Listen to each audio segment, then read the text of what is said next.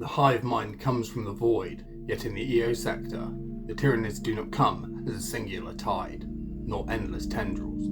It comes broken, frayed, and scattered through the Lilac Rose Nebula. Still, they devour. Some say this is a salvation, others a cruel twist of fate, for what enters the sector now are not the Tyranids studied before. These are beasts unleashed, monsters cut loose from the guiding mind of the hive. Worse still, there are new bioforms, more deadly than before. And yet, something drives them here. Something vast, unseen, and utterly alien to both man and monster alike. Hello everyone, I'm Kirk and welcome back once again to my little corner and my homebrew sector of EO, where today we're going to be looking at the Tyranid hive fleet bearing down on my sector. I am sorry for the extremely late video. I've had a number of issues and things that have held me up. Firstly, I'm a single dad on the holidays, so including work and stuff, it's been hard to find a lot of time to do stuff. I then went on a short holiday and only to come back and have my shitty old computer that I work on crash and corrupt a load of files. So I lost weeks and weeks worth of work, and I had a load of notes and stuff for future videos that I haven't backed up properly, and it's all gone. So I basically had to rewrite this entire script, which is obviously very long, and I'm going to have to remake a load of stuff that I come up with, so all of that sucks balls. I started this channel straight away with loads of hopes of being able to upload regularly all the time, and it just went down the pan straight away, so I'm sorry for that. But still, here we are at episode 10, so thank you so much for the support in getting here. Please do like the video if you enjoy this content, and subscribe for more because I do have a lot more stuff to come, and there's still a lot more of EO to explore. Leave your comments down below telling me what you liked, what you didn't like, what you think of my kit bashes and the lore and stuff. Leave your own ideas and thoughts down there. Thank you so much for watching. Let's get into it.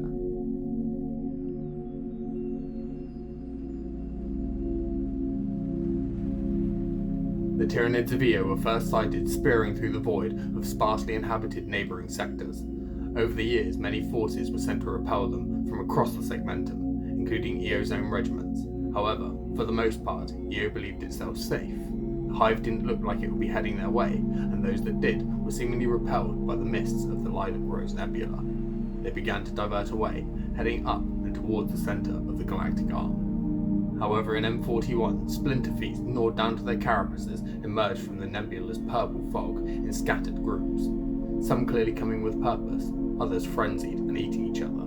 Some were naught but the bioforms used to clean up after the main hive's attacks, remnants of swarms and dry husks lost to some sort of static charge caused by the nebula. At first, the Imperium believed this was a blessing. The nebula's interference with the hive mind had seemed to fracture the swarm's cohesion. Without the synapses to bind them, these bioships behaved like wild but dying predators if they survived at all, more akin to rogue beasts than an army, and were easily exterminated by Imperial void ships. The Emperor's will had saved them, or so it seemed. However, as the millennium drew to a close, the hive would suddenly begin to shift and erratically begin to skirt the far side of the nebula, inflicting immense casualties upon itself, like a cornered animal or an ox cowering into an electric fence. Soon it would begin to frantically probe and pierce at the nebula's weakest points. This highly unusual behaviour was made more obvious by the fact that there were other sectors not too far away, with equally as much biomass that offered little resistance in getting to. An investigation was launched, but it was clear the hive was seemingly driven to cross the nebula by more than just a chance at potential prey. The first confirmed successful Tyranid incursion didn't come from the void or open battle, but from the underhives of an agri hive world named Inra, located deep within the Rosa Imperialis subsector some years prior. Yet this uprising would not compare to the death of Typhon, a fishing world known for its vast oceans teeming with life and its grand coastal cities, whereupon the Tyranid swarm itself would come crashing down. Having fallen off the map in the weeks prior, the Tyranids landed on Typhon with coordination, and the assault was devastating. Over the next few days, the hive tendril grew in strength, but as the swarm took over the planet, those few that escaped say the Tyranid creatures lost their focus, charging wildly, swarms breaking apart. They began to hunt and consume each other, but the absence of a unifying mind only made them all the more terrifying. Each beast hunted with its own mind, like thousands of apex predators unleashed at once. Forces from across the sector came to aid in the defence, but it was too late. The planet was already under consumption and was deemed lost. Nearby they found the remnants of the tendril and where it had pushed through the nebula, cut off from the main hive on the other side. Billions of husks floating in deep space pointed towards a concerted effort to push through the Lysic Rose's mists. An almost desperate act by the hive, sacrificing countless lesser bioforms to ensure those with the power to consume the world would continue. Any remaining nids were disposed of easily, though the planet itself was lost. The Tyranid hive, however, had learned something, that the Lysic Rose was not an impenetrable wall, and though it may be hard to get, there was prey on the other side. Like a wolf would bite off its own leg to free itself from a trap, the Tyranids would begin to brave the nebula, like never before. Sector leaders issued a full sweep of the region and defence of weak points, yet in the years it would take to do this, the Tyranids pierced through the Rose on a number of occasions. Many of these splinter fleets were destroyed in deep space, but a few would threaten Imperial territory. The first of these splinter fleets was discovered en route to the mining and agri-world of Violet, known for its purple skies, tropical swamps and vast jungles of exotic life, mostly harmless but sometimes poisonous amphibians and small mammals. Forces were dispatched to save the valuable resource world. However, as this rogue fleet was being intercepted, Genestealer cults would once again rear their heads on Inra, and the planet fell into full civil war. Cultists would crawl their way out of their underhives and hidden bases to wreak havoc upon the world.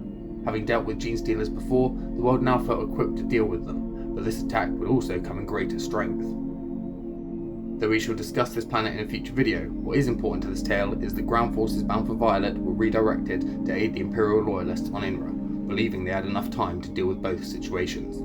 However, upon arrival, Inra's planetary defences were turned upon the fleet, and much of it was destroyed in orbit.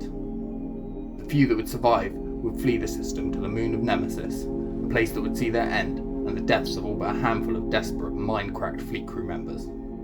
This would come to be known as the Nemesis event, and would reveal one of the Tyranid hive's most dangerous creatures, both of which we shall speak about later. Whilst the remaining Imperial fleet would almost wipe out the Tyranid hive on its way to Violet, they lacked the power to fully eliminate them, and the hive would make landfall, not in strength, and seemingly without Synapse's link, but enough to have grown to become the apex predator on the planet and a menace to the workers and miners who are still forced to labour in order to meet planetary tithe quotas. With the jungle terrain being difficult to traverse, the Tyranids were able to slink away, using the environment to their advantage to ambush workers, passing convoys and scouting patrols in the jungles. Swathes of land and trees would be torched to flush out the Tyranids, but the foliage grows back quickly, and seemingly so do the Nids.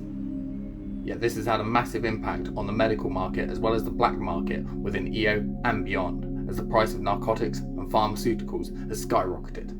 Plants and herbs that are only grown or found on Violet and seemingly rely on the nebula's light and the planet's atmospheric conditions to survive mean that fewer traffickers and gangers are willing to risk their lives to seek them out. Yet soon after, another incursion would occur, when desperate signals coming from the desert world of Bario, a world known for gold mines and hive cities built into mesas and buried deep underground, would indicate an entirely undiscovered splinter fleet had passed deep into Imperial space, slipping past naval screens and watch posts.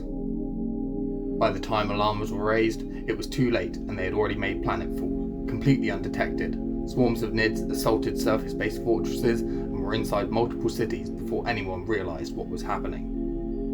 However, by now it was clear that the hive was learning and had evolved to focus its strength into melee-based combat. It had also developed a number of interesting and unique bioforms.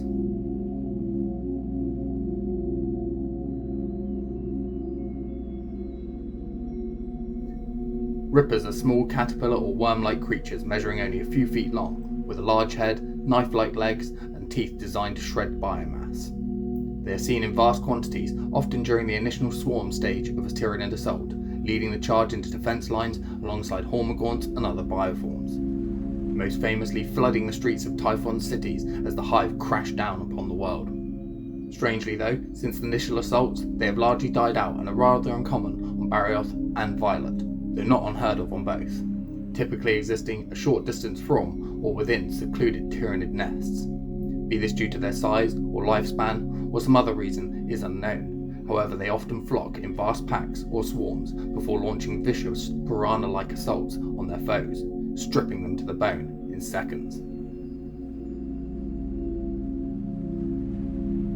Dread slugs, however, are a newly discovered organism, a slow, relentless biomass consumer, a slug the size of a bed or a hab-unit couch, with a large mouth, huge fist-sized teeth made to break through almost anything. It is certainly not a frontline creature, and is thought to mostly be acting as a secondary unit or a sort of hive cleanup crew. Following the main assault, they eat anything that they come in contact with, chewing their way through biomass without choice or complaint, be it wood, bone, coral, even the carapaces of other Tyranids. These creatures munch their way through anything and everything without thought. Their own carapaces are incredibly tough, and with no real brain or noticeable synapses link, they are almost impossible to kill, with some being cut in half. Still, they will eat and pull themselves forward. However, making them even more of a hazard, if they are attacked, they release a toxic chemical from the nodes on their back. This chemical is extremely toxic, burning and slowly breaking down biomass within breathing distance. These creatures are spotted most often on the world of Violet, deep within the swamps and the jungles, chewing great paths through the underbrush. However, similar creatures have been reported in the seas of the Coral Verge, yet this is unconfirmed. Despite their lack of true danger, they are worth noting as they are the first of the new bioforms recorded in the sector. Hormagaunts are the backbone of the swarm. From the siege of Typhon to the splinter feats of Violet and Bario, they are fast, scythe-limbed raptor-like beasts that hunt in packs, alone, or in vast tides. As tall as a man and as fast and strong as a boar, they overwhelm foes with flanking attacks, pouncing on their prey. Individually, they are rather fragile, but together, they are almost an impossible wall, and the bread and butter of the Tyranid advance. On the world of Barioth, the hive struck without warning, splinter feats bypassing all defences undetected to launch a sudden attack. The great cities dug into the mesas and underground soon went into lockdown, sealing all entrances and vent systems to the open world. However, some would not make it in time. Entire sectors flooded with Xenos before the alarms even sounded. Galtros, the third largest city, would close its doors in the process of invasion, sealing in billions of people with the Tyranids that swarmed them. Soon after, Vox signals and distress calls from the city would stop entirely, and nothing has been heard in the years since. Whereby Miranor, the second largest city, would be overrun after hundreds of gaunts and rippers began throwing themselves into the gear workings, jamming them up and stopping the gates from sealing shut. Despite these losses, the planet would live out the siege for weeks, its dry landscape with little biomass dehydrating and weakening the Nids until reinforcements would arrive from Sindramundi, Iskareth, Castile, Mistwarden, and more. Forces hit the sands and, taking advantage of the state of the Nids, engaged the swarm en masse, with thousands of Hormagaunts fighting Imperial troops across the dunes. And as the Guard fought bravely to reclaim the lost ground, the fleet destroyed those Tyranids in orbit. Soon the remaining Xenos would begin to turn away, scattering into the canyons and rocks and burrowing into the sands to escape annihilation. Yet while Galtros would fall silent, Miranor would become a contested ground for years to come. Eventually, most off-world forces would be redeployed to other sections of the galaxy to deal with more pressing threats, and Barioth, as with Violet, would be left to fight the remaining Nids themselves. Unfortunately, the Tyranids were not nearly as gone as they first appeared, laying traps and ambushes across the planet's surface, and eventually reclaiming Miranor, which has since become the Hive's new home. Hormagaunts are still found on both Violet and Barioth, however behave differently. On Barioth, they are centred around Miranor and hunt in great packs, whereas on Violet they are often seen as lone hunters or in smaller groups of 2 or 3. The Scorpigon is a low, wide creature, its body encased in overlapping, thick carapace plates protecting their insides. It scuttles on 4 powerful arachnid-like legs, low to the ground with a disturbing insectile gait that makes them able to cross difficult terrain with ease. Centaur-like, the smaller upper body resembles a normal Hormagaunt with hook-shaped scythed forelimbs serrated on the inner edge. This upper body shape is seemingly designed to pry apart armor plating, push this smaller part through, and gut tank crews within. The true horror, its tail, the segmented, ridged appendage ending in what resembles a stinger, yet instead of venom, the Scorpigaunt wields a bioweapon that spews molten digestive slurry carried in a chamber deep within their body and protected by carapace armour. A living equivalent of a melter or flamer weapon. When fired, the tail hisses open like venting steam, and spraying like a pressurized hose a flammable bioplasma over its victim, it can reduce rock, armour, flesh and bone alike to bubbling mess. Entire squads have been recorded melting into pools of liquid bone and slagged armour in mere seconds. They are used by the Tyranid hive as living breaching units or as heavy weapon units attached to gaunt packs, crashing into enemy lines to unleash waves of fire and claw, clearing bunkers, trenches, subterranean tunnels and assaulting armoured columns. It is however noted that they are not built for endurance-based combat, and after spewing arcs of molten bioslurry, if they do not ingest more food, they will quickly begin to spew their own biomass until they perish. They are also famed for exploding in violent bursts if one can penetrate and ignite their internal bioweapon chamber, raining acid over their own packs and leaving surrounding gaunts and rippers writhing and melting in their wake. Currently these creatures are thought to only exist on Violet, however that is not confirmed, and would seem to be a recent development if true, as they were known to exist on Bario as well. However, with Bario currently experiencing very hot summers, their lack of presence could be a result of climate, extermination, or perhaps behavioural pattern yet to be discovered. The Tyranid Prime is a battlefield commander, a monstrous synaptic node that embodies both the instinct and intelligence of the hive. Similar in shape but larger than any gaunt, and winged like a giant gargoyle, it wields scything talons with the precision of a duelist, whipping with its powerful tail and tearing with its knife-like teeth. All the while its roars bend nearby swarms to its will. Unlike the mindless tide, a prime fights with strategy, luring prey into traps and exploiting every weakness. During the siege of Typhon, Imperial forces led by Lord Commander Pharaoh of the PDF pressed to counterattack to reclaim the capital. Resistance stiffened as a single prime revealed itself, directing the swarm like a lion driving its pride. For hours, las guns, autoguns and flamers, exploding grenades and artillery shells echoed through the streets.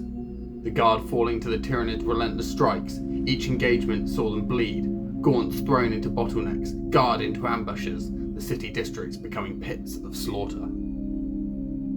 At last, Pharaoh's forces confronted the Prime in the city's central plaza. Witnesses described the Lord Commander charging with his power sword against the towering monster. The events of the duel, however, are disputed. Some records say Pharaoh slew the beast at the cost of his own life. Guts hanging out, he severed its limbs before hacking its head off under the great Imperial Aquila. Others claim that the Prime cut him down with its first strike, his body cut in two, limbs flailing as they scattered across the marble floor. His remains were eaten under the falling Aquila as its men broke. Yet what is known is that the city and the planet fell, and neither the Prime nor Pharaoh's body were ever recovered. The story lives on in the mind of EO's people as a tale with no victor. Whilst Typhon is famed for having a Prime, so far none have been confirmed on Violet, though they are expected to exist. Bario, however, is known to have at least one, the Siege Miranor, which is believed to still exist deep underground in the ruins of the old city. Leapers are killers built for fast attack and shock assault, gaunt-shaped yet leaner and more agile, somewhat resembling a flea. They strike like lightning, each attack a blur of mantis-like claws. Where Helmagaunts drown foes in numbers, Leapers unpick a formation with precision, their leaps closing impossible distances in an instant. During the winter months on Barioth's northern region, the 19th Light Rangers attempted to secure a supply corridor through a deep, dry canyon choked with broken rock and half-collapsed cliff faces. Vox traffic reported scattered movement across the cliffs, but Auspex scans found nothing. The Rangers pressed on, now wary. The first attack came without warning. Leapers landing in the midst of a forward squad, ripping men apart before bounding away like grasshoppers, dragging another and ragdolling them into the rocks. Las fire lit up the cliffs, but the beasts were already gone, only to come again from another angle, then another. The 19th were never hit head on, they were bled piece by piece, squads isolated and picked apart. By nightfall, the canyon echoed with the cries of the dying. Survivors who staggered free fled to a nearby fortress across open ground. Drowned by the searchlights on the walls, witnesses tell of the broken regiment desperately running as leapers snatched them, screaming into the darkness.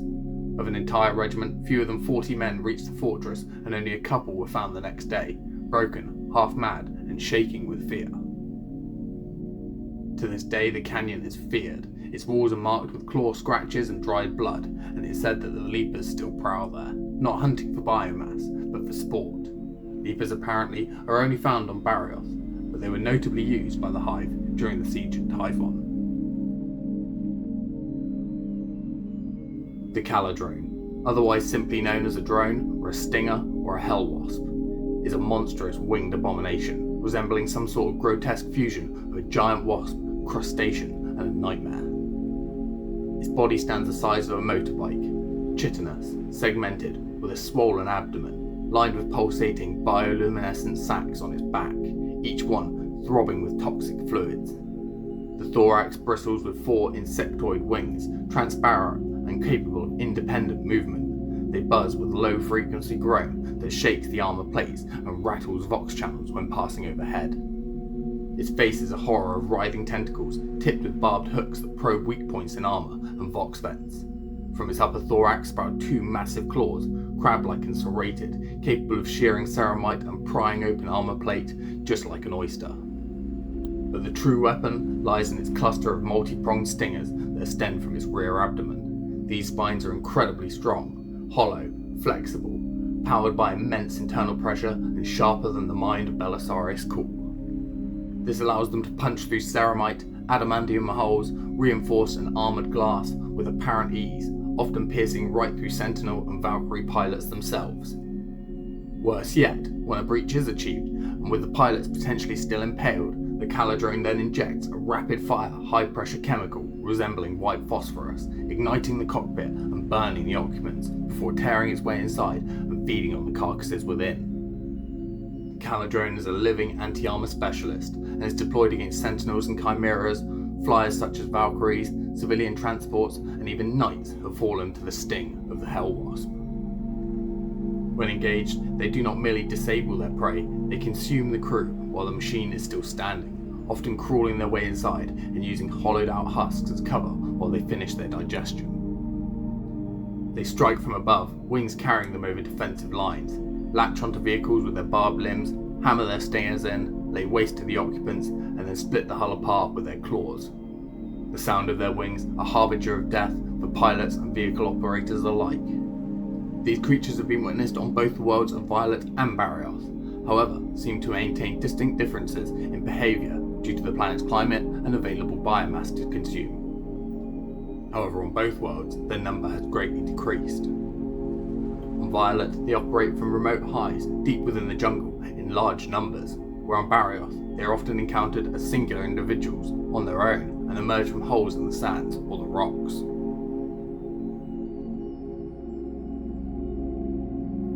Whilst most Tyranids are predators of the flesh and others are unconfirmed, some are predators of the mind.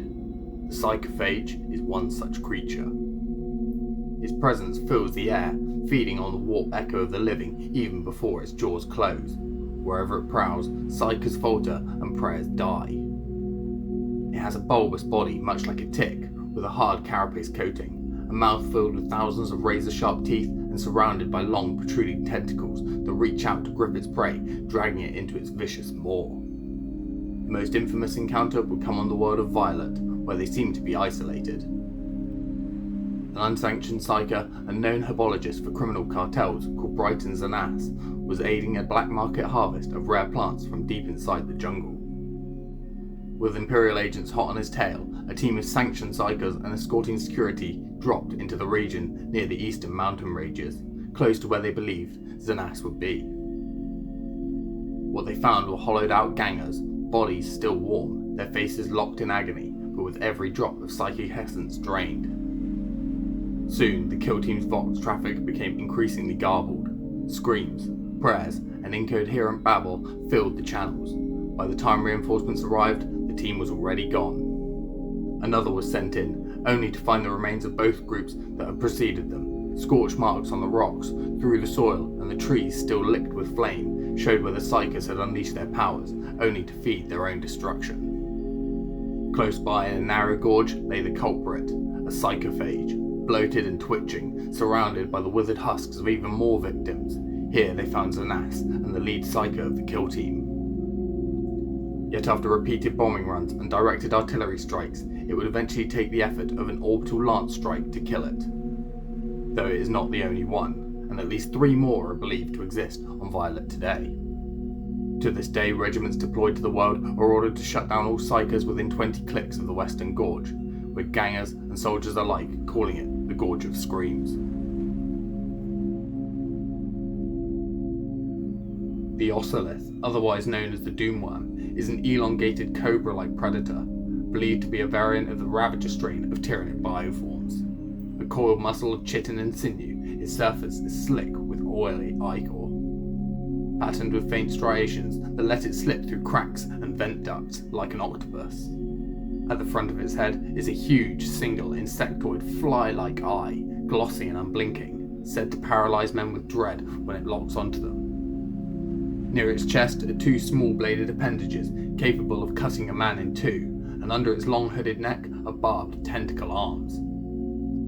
These are whip-fast and able to slice flesh, hook joints, or constrict limbs and torsos with crushing force. Witnesses describe victims being seized before they even register movement, then dragged across impossible distances, their bodies folding unnaturally as bones crack and organs rupture.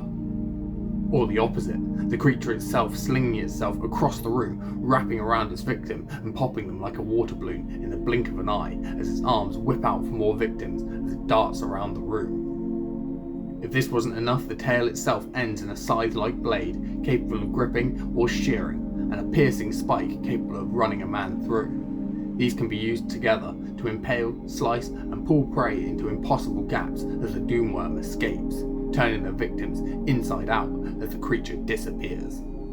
The Doomworm is a lone hunter, a Tyranid assassin. It infiltrates through sewer lines, rubble, ducting, even the gaps between bulkheads, and emerges in the heart of command centres, hab blocks, or even trench lines deep below ground, where its victims believe themselves safe and secure. It moves with impossible bursts of speed, too fast for the eye. By the time the lasgun's sight lines up, the Ocelith is already constricting its next victim. Targeting officers, box units, commissars, heavy weapons teams, victims are not just killed, they are ruined. Broken bodies flung into the air or at other units, or constricted to a bursting pulp in the blink of an eye. During a Tyranid breach on Violet, survivors reported the Ocelith appearing in the command spire itself. Bursting from a vent shaft, it constricted a security officer, his body exploding over the walls before anyone had registered the beast's appearance. Tentacles lashing out, it hooked the Lord Governor and an adjacent security member, flicking its body in a single move across the room to one to throw the other through the window. The room would erupt into a chaos of lasfire, flying stationery, paper, blood, and organs. The snake-like body itself moving around the room with unpredictable precision, killing 10 in as many seconds. As additional security arrived to open the doors, they claimed the Ocelith was holding the commander of the PDF up to its singular eye with its tail, seemingly in some sort of psychic link trance with the frozen stiff commander. Taking their shot, the Doomworm would disengage, darting back into the tiny vent opening with lightning speed, the commander in tow. As it pulled its way through, the commander was turned into a tube of paste, organs spilling, bones snapping as its flesh ripped. Though these accounts are extremely rare, similar tales are told on Bario, deep within the hive cities and fortresses.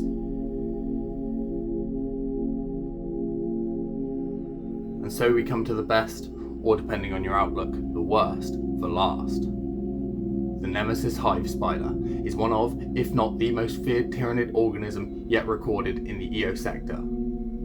Described as death on legs, these arachnoid monstrosities move with impossible speed and cunning for their bulk, able to turn on a dime and capable of scaling walls and even ceilings with as much agility as they run. They are by far the most ferocious creatures so far recorded and have been witnessed killing other Tyranids in desperate times. Whilst not true arachnids, Each specimen resembles a grotesque spider of nightmare scale. Including the legs, they are roughly the size of an armoured personnel carrier, yet its body is relatively small and round. Its abdomen ends in a barbed spinneret capable of extruding web-like strands, used for both catching prey and for building crude lairs or trapdoor ambushes. They are strong enough to ensnare a rogue or dawn battle tank. It has a wide and rather flat-ridged skull that roughly equals its body size and is lined with multiple black eyes that gleam like beads of obsidian, with a large mouth and rows of serrated teeth capable of shearing through carapace and ceramite alike. The creature's limbs are unevenly proportioned, with the rear legs being long, muscular, and capable of vaulting the creature into the air or pinning prey beneath their weight. The front legs are even longer, armoured like Carnifex talons, and used to hack through obstacles, impale armour, and slice flesh. Combined, these legs allow it to scuttle with terrifying speed over nearly impossible terrain. The forelimbs, however, are far smaller, adapted to be used as jagged mandibles that drag victims screaming into its mouth. Unlike many Tyranid bioforms, the Nemesis hive spider seems less of a swarm creature, more of a specialised predator. When unleashed in the swarm, they are often spread out and in small numbers, used to terrorise and fracture enemy lines. However, they are great ambush predators, dropping from above, erupting from concealed trap holes, or simply chasing prey across open terrain with horrifying speed. Where gaunts overwhelm and Carnifexes batter, the Nemesis hive spider hunts. Its tactics are cruelly intelligent, waiting, stalking, and striking when its prey is at its most vulnerable, as was seen during the Nemesis event. Those few ships that fled the guns of Inra escaped to an old armory station orbiting in the rings of a red gaseous world on the small moon known as Nemesis. There they attempted to resupply, rearm, and await reinforcements, only to find the place a wreck, deserted, covered in webs, slash marks, blood, and pieces of bone and viscera. Doors were smashed in, holes dug deep into the ground. The Tyranids were waiting. As patrols searched for survivors and navy crews hurried to collect gear, the hive spiders erupted. Dropping from vaulted ceilings, pouncing from debris-constructed trapdoors, others fell from cliffs, skittered across walls, or launched their way through hallways. Entire companies were torn apart before they even saw their killers. Those that remained were hunted down, spiders sneaking aboard ships to kill all but a handful of survivors, lucky enough to escape in jettisoned pods. Then, in the jungles of Violet, they became a terror of the canopy. Stealth hunters that closed the distance between prey and predator in a heartbeat, striking from concealment with their long, bladed limbs and explosive force. During a routine cleansing, forces from Iskareth entered the jungle to torch a suspected Tyranid nest. The mist hung low, the reeds thick, and their auspex scans returns were clear. No movement. Then came the silence. No birds, no amphibians, not even insects. The first 4 men died before they could even scream, and the squad was torn apart in seconds. A minute later, and had all of 2nd Platoon and half of 1st in bits. As the 2nd Spider entered the picture, the regiment broke. However, Vox traffic would soon indicate that they were surrounded. Moments later, they fell dark. When reinforcements arrived, they found the bodies suspended high above in the canopy, wrapped in webbing and hanging from tree branches, strung up like a grotesque harvest, ready to be devoured. The entire area was marked as forbidden ground, and soon after was firebombed from the air. Yet the jungles would reclaim the region, and soon whispers would start that the spiders were hanging their prey there again, a warning to any who trespass. The locals still call it the Hanging Fields. Yet it is on Bario that they would show themselves to be more than just ambush specialists. During the hot summers, like Bario is currently experiencing, spiders will begin to gather in large numbers to assault the hive, clambering and crawling up the walls like rabid dogs. Whilst many can be picked off, they will eventually reach a critical mass, at which point the cities are sealed. Yet this does not deter the spiders, who will begin to form large, frustrated groups, at which point blast doors hidden within the city's walls explode open in gouts of flame and shrapnel, clearing a great path for outriders to scorch their way through. Already at top speed, like bullets, the bikes exit the city, screaming into the desert, each one going a different direction. the spiders launching after them with terrifying ease, their legs a blur of skittering lances. Leaving trails of kicked up sand behind them, the outriders tear through the open sands, fighting a running battle for hours, luring the creatures further and further from the hive cities. They know they cannot survive, the endurance of some of the spiders and the speed of others eventually leading to them being ripped off from their bikes or simply crashing. But their sacrifice enables the city to kill as many as possible as they run into the open sands, and grants the city's survival for another year. The wrecks of their bikes are often found later, miles apart, half buried in the dunes, some ruined and in pieces, some run completely dry, and others still with their engines burning. To this day, no rider has ever returned, and each city raises new flags to honour that year's outriders. Despite knowing their fate, many of the riders will become local celebrities as the time nears, and with new recruits taking the oath of the Death Riders. Despite this, they are not typically seen in large swarms, but of all the Tyranids encountered, they seem to be made for prolonged warfare, needing little biomass to grow and sustain themselves, and all of their energy placed into pure patience or pure savagery. They have fast become the most dominant predators on both worlds. With more rage than a pit-fighting dog, the ability to walk in almost complete silence, yet run faster than most vehicles, capable of cutting down squads of men and tearing through tank plating, unhindered by rough terrain and capable of climbing trees or crawling on the ceiling, the Tyranid hive spiders are true nightmare fuel, and are possibly one of the most intense, scary, and dangerous bioforms in the known galaxy, even amongst their own species.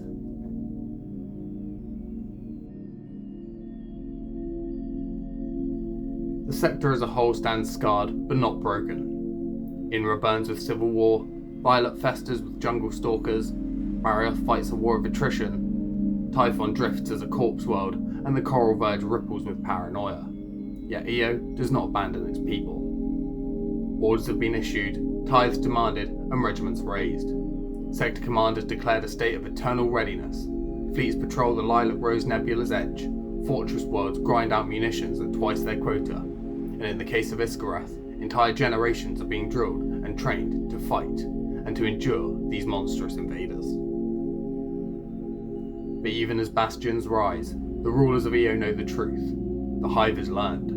The Lilac Rose is no longer a wall, but a gauntlet, and the creatures that slip through, gaunts, spiders, scorpions, worms, and more, have already shown that the hive mind does not need a million-strong tide to consume, only the right monsters, in the right shadows.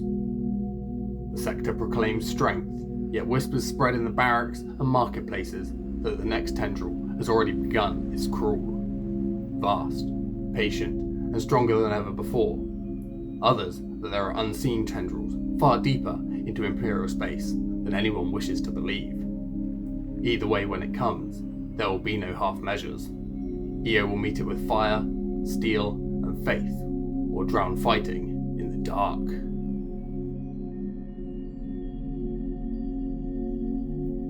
The Void Maw is not a creature in the way the Imperium understands creatures. It is a shadow without form, a presence without origin, a wound in reality that drifts through the dark, a hollow pool of utter oblivion that the Xenos themselves recoil from, their instincts screaming as broods scatter and entire Tyranid tendrils are swallowed whole. When they manifest, they are never seen in their entirety. Instead, augurs flicker and fail, pick captures smear into static, and then the silhouettes take shape against the stars. Vast, coiled, and hungry, its mouth is not a jaw of flesh and form, but a swirling abyss, a living black hole. Matter stretches as it nears, light bends around it, and then ships, asteroids, and bioforms alike are dragged screaming into its gravity. To be caught in its pull is to vanish into a void without resistance, crushed and consumed. They cannot be tracked, no psyker has ever sensed their coming, and to the mind's eye they are less than nothing, an absence that gnaws at thought until it bleeds. They are not from the warp, nor from the materium, yet surely they must be of both. Those daring to scout the Tyranid's activity on the far side of the nebula describe these new creatures with a sensation not as fear, but as complete erasure. complete and inevitable oblivion. Fortunately, these colossal beasts have only been sighted skirting the vast Tyranid hive fleets beyond the lilac rose. They manifest with no warning, and like leeches, they turn towards the hive. Billions of Tyranid organisms have been witnessed vanishing into just one of these whirlpool-like maws, glittering carapaces spiraling in helpless arcs before winking out of reality. They do not fight it. They can't. Even the hive mind offers no resistance. It does not swarm it or attack. It only recoils with an animalistic fear, a raw, uncharacteristic terror. Imperial savants have tried to classify it, but no consensus exists. Some argue it itself is a Tyranid, designed as a cleaning mechanism for their own biomass. Others whisper that it is older, something from our galaxy or beyond, that feeds upon the swarm. Some that it is the Emperor's will manifesting against the enemy. Yet their lack of psychic trace, an inability to be harmed by lance, plasma or nova cannon fire, and their complete indifference to prey or purpose truly makes them unclassifiable. For now, it is only a curse upon the great Tyranid hive fleets. Yet it is believed by rogue traders and ship captains brave enough to scout the nebula's far side that it is these creatures that are driving the Tyranids to venture into the depths of the nebula in a bid to escape annihilation. As one savant would state, it is not the Great Devourer. How could it be? It is what devours the Great Devourer. Well, that's it for this one, guys. I hope you liked it, and I hope you liked the kit bashes. Just to go through a few of them, the Scorpigaunt here was made from some old Tyranid bits and some old hard rubber bath toys. They were crab bath toys that my daughter had, and she just doesn't use them anymore, grown out of them. So I just cut them into parts and made the tail and the legs, added a bit of green stuff for the body just to sort of bulk it out a bit.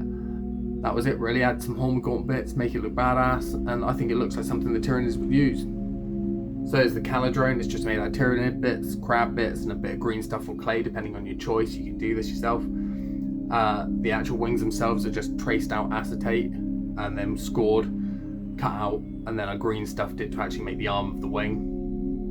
Really simple, really easy to do, and I love this thing. I think it looks badass. The idea of this thing just landing on a Valkyrie cockpit, piercing its way through the glass and lighting it up in seconds just sounds fucking horrible. The word Caladrone basically comes from the Italian word for hornet. I think it's either Calabrone or Calabrone. Yeah, but it just sort of fit, really.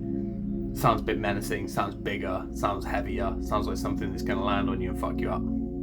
Then we come to my favourites, the Doomworm and the Hive Spider. Both of these were actually made from the old Red Terror model. I don't know if any of you guys have got that, but you'll see that in this if you actually have that model, if you look at your own ones. Basically, I've had it for years and it just kept breaking. I mean, I replaced the arms and stuff, which is why it's got different arms. And then when I was photographing it, the cat knocked it over and it broke once again. However, this time when it fell forward and onto the arms. It sort of cut off at the waist level, fell onto the arms, and just the angle of it just looked really cool. It just made me think, I wonder. So I reshaped the body, I added a bit of a stinger with some green stuff, replaced the head and re-angled the legs a bit, and there's the Hive Spider. It was born. I fucking love it.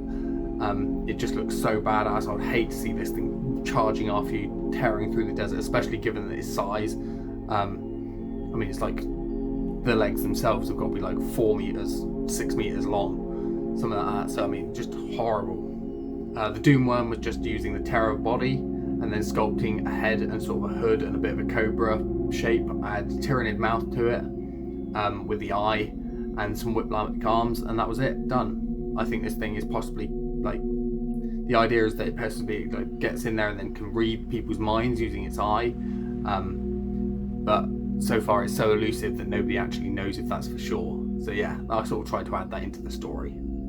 However, the Sluggo, it was just an old toy. I had to resculpt the mouth a bit, but it's nothing special. I just thought it was something a little bit fun to add into there. Still, I hope you enjoyed this one. Again, I'm sorry for the lateness of the video. Please like and subscribe, and please do sub. Chat in the comments too. I'd love to hear from you guys, hear all your world building ideas and what you liked and didn't like, what you thought of my kit bashes. Thanks for all the support on getting to video 10. I love you guys, and I'll see you in the next one. Bye.